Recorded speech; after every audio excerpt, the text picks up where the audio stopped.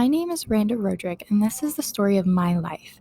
I was born in Heartland Hospital at 7:26 a.m. on September 24, 2004. I have blue eyes and brown hair. When I was a baby, I lived with my mother and father in Rosendale, Missouri, with my three older sisters. We resided in a small three-bedroom house just down the road from my father's parents. In my early years of childhood, I went through life much like any other child. I found myself enthralled with every Disney princess I saw on a screen, played in the dirt with my sisters, and grew a deep fondness for ice cream.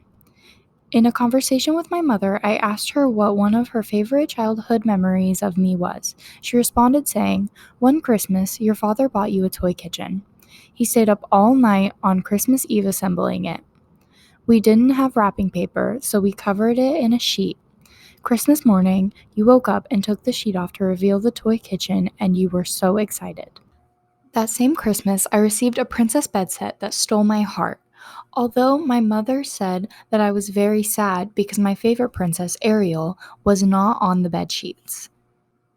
As a young girl, I attended North Andrew Elementary School, where I would go on to stay until the 5th grade. During my time at North Andrew Elementary, I did not make lots of friends. I spent lots of my playground time on the swings alone. My 5th grade year, I changed schools to go to a small church school in St. Joseph, Missouri. During my time at that school, I worked on breaking out of my shell and attempting to make more friends to become a better version of myself. I stayed at this school for the entirety of my 5th grade year before returning to North Andrew for my first year of middle school. Throughout my childhood, I had grown to love small things that I could find and experience anywhere. In my young years of life, my family moved around a lot. This made growing attached to things difficult. I stayed in many different bedrooms and spoke to many different walls. Eventually, when I got old enough, I talked to my mother about moving in with my grandparents. She was reluctant, but let me and thought that it was the best decision for me at the time. I used to be very close with my grandparents before they passed away. They owned an auction business that I would help with on the weekends, helping them shape me into a hard worker with logical thinking skills and basic business management skills. I even began to work for them in the auction kitchen with my cousin and best friend Debbie. I worked for them during my time in middle school to save money. Working for my grandparents not only gave me a steady start to working, but it also provided me with an opportunity to understand what it would be like to have a job. Many things that I learned while working in the kitchen have helped me to be an efficient worker at my current job at a restaurant in Savannah. Being a working middle school student was strenuous on occasion when I had homework. During the beginning of my middle school career, I cared about my grades, but not enough to work extra hard. I put effort into work while I was at school, but when I went home, I did not want to do anything I absolutely didn't have to. Toward the end of my time in middle school, I began to work harder and realized that I needed to do more to improve life for myself. Patricia Graver, one of my closest friends from middle school, influenced the work I began to put in. She was, and still is to this day, a hard and determined worker. Without her there, I probably wouldn't have felt the need to put so much effort into my schoolwork. Patricia and I worked on lots of projects together. Recently, I received a photo of a project we worked on together about Fiji. When I asked her what she thought, she told me, "Ew, oh my gosh, no, put that away," and began laughing. The picture drew up many memories for us, and we began having a conversation and laughing about all of the memories that we had made together throughout our middle school years. During high school, I received my first car, a 2008 Dodge Caliber. My brother recalled the story of me receiving my first car. He spoke about how he remembered me not understanding how to drive.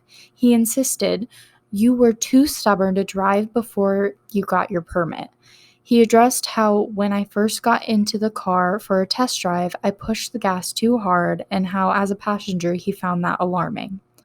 "Pushing on the brakes abruptly was your favorite thing," he said to me. He told me that I was excited and he could see the joy on my face when our grandparents handed me the keys.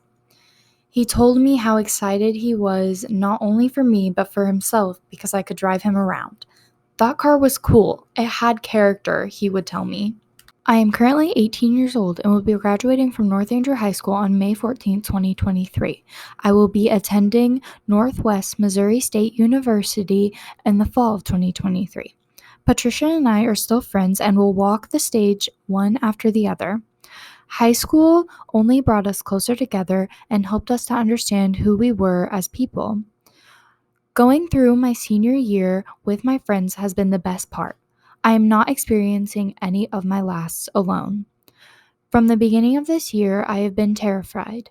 Deep down, I am scared because I know it is time to finally discover who I really am.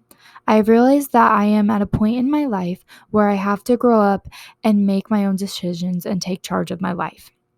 From the moment I sat down to take my last school picture, I was nervous.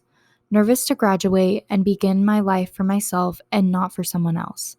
Going into my senior year, I expected it to be hard because I pushed myself to take lots of dual credits and work hard to get where I wanted to be. Everyone I spoke to told me that my senior year would be easy and fly by. I can confidently say that they were right about one thing: it does fly by. But it was not easy. It was hard, mentally and emotionally. I was struggling to provide my schoolwork and push myself through while being so close to the end. Experiencing all of my lasts was hard for me. I was sad that I would never have the opportunity to experience school dances, pep rallies, or events as a student anymore. It is now time for me to leave behind all of the marks I have left and begin a new journey. I will continue to remind myself to take life day by day and be the best version of myself that I can be. Today, I'm excited to start a new chapter of my life and make new memories and create new goals for myself. I am leaving behind the past to begin a new chapter of my life and begin a new journey. I'm proud to say that I have led the life that I have, and I hope to make my future just as great as my past.